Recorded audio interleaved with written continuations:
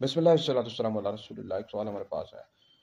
کہ نبی کریم علیہ الصلوۃ والسلام کا جب وصال ہوا، حضور علیہ الصلوۃ والسلام کے انتقال کے وقت آپ کے پاس کون تھا؟ ام المؤمنین حضرت سیدہ عائشہ صدیقہ رضی اللہ تعالیٰ عنہ پاس تھی، یا پھر سیدنا مولا علی المرضی رضی اللہ تعالیٰ عنہ پاس تھے؟ دیکھیں، اس حوالے سے ہم دو احادیث پیش کریں گے۔ بخاری میں بھی حدیث موجود ہے اور مسلم شریف میں بھی حدیث موجود ہے۔ خود ام المؤمنین حضرت سیدہ عائشہ صدیقہ رضی اللہ تعالیٰ عنہ فرماتی ہیں، یہ طویل حدیث ہے، میں مختصر بیان کر رہا ہوں، کہ نبی کریم علیہ الصلوۃ والسلام کا جب وصال ہوا تو آپ علیہ الصلوۃ والسلام میرے سینے سے تکیہ لگائے ہوئے تھے، ٹیک لگائے ہوئے تھے، اور آپ کا جو وصال ہے میرے حجرے میں ہوا ہے۔ امام مسلم رحمۃ اللہ علیہ نے باب باندھا ہے، باب فضل عائشہ کا اس میں بھی یہ حدیث لے کر آئے ہیں کہ نبی کریم علیہ الصلوۃ والسلام کا جب انتقال ہوا تو آپ ام المؤمنین حضرت عائشہ صدیقہ رضی اللہ تعالیٰ عنہ کے سینے سے ٹیک لگائے ہوئے تھے، اور آپ کا وصال آپ ام المؤمنین کے حجرے میں ہوا، گھر میں ہوا۔ تو یہ ام المؤمنین حضرت عائشہ صدیقہ رضی اللہ تعالیٰ عنہ کی شان ہے، مرتبہ آپ کے فضائل میں سے ہے کہ نبی کریم علیہ السلام کا وصال آپ کے گھر میں ہوا، آپ کے حجرے میں ہوا، اور نبی کریم علیہ السلام کی جو قبر مبارک ہے یہ آپ کے گھر حجرے میں ہی بنی ہے۔ ساتھ حضرت سیدنا ابوبکر صدیق رضی اللہ تعالیٰ عنہ کی قبر ہے، اور ساتھ حضرت سیدنا عمر بن خطاب رضی اللہ تعالیٰ عنہ کی قبر ہے۔ تو یہ آپ کی بہت بڑی عظمت ہے، شان ہے۔ اب بات رہی جہاں تک مولا علی المرضی رضی اللہ تعالیٰ عنہ کے حوالے سے بعض علماء بیان کر دیتے ہیں،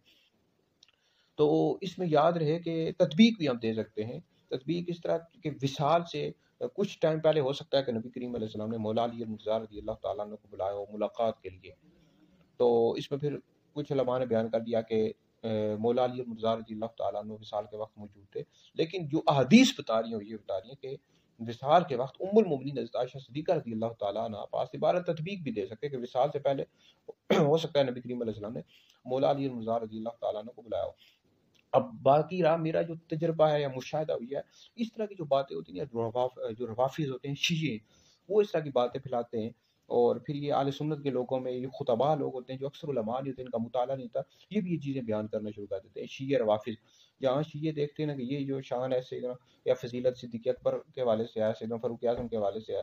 یا ام المؤمنین حضرت عائشہ صدیقہ کے حوالے سے ہے، تو وہ پھر کہتے ہیں کہ مولا علی المرضی رضی اللہ تعالیٰ عنہ کی فضیلت کیوں نہیں ہے؟ تو روافظ اس طرح کی باتیں بیان کرنا شروع کر دیتے ہیں۔ خود اعلیٰ حضرت نے لکھا ہے کہ شیعوں نے مولا علی المرضی رضی اللہ تعالیٰ عنہ کی شان میں 3 لاکھ حدیث گڑھ لی ہیں۔ تو اس طرح کی باتیں رافضی شیعہ بیان کرنا شروع کر دیتے ہیں،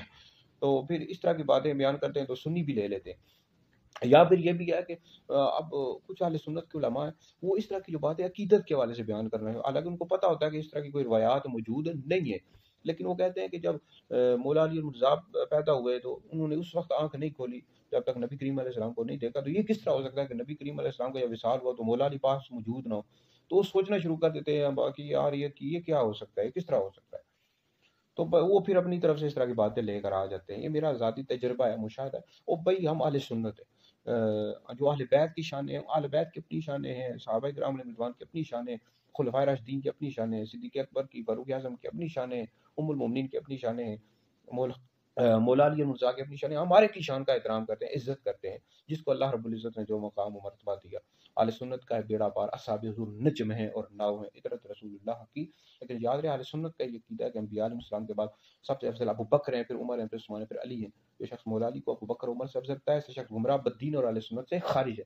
تو مولا علی مرضی رضی اللہ تعالیٰ عنہ کی بھائی بے شمار شانیں، جتنی زیادہ فضائل میں مولا علی مرضی کی احادیث ہیں اتنی اور کسی صحابی کے حوالے سے نہیں۔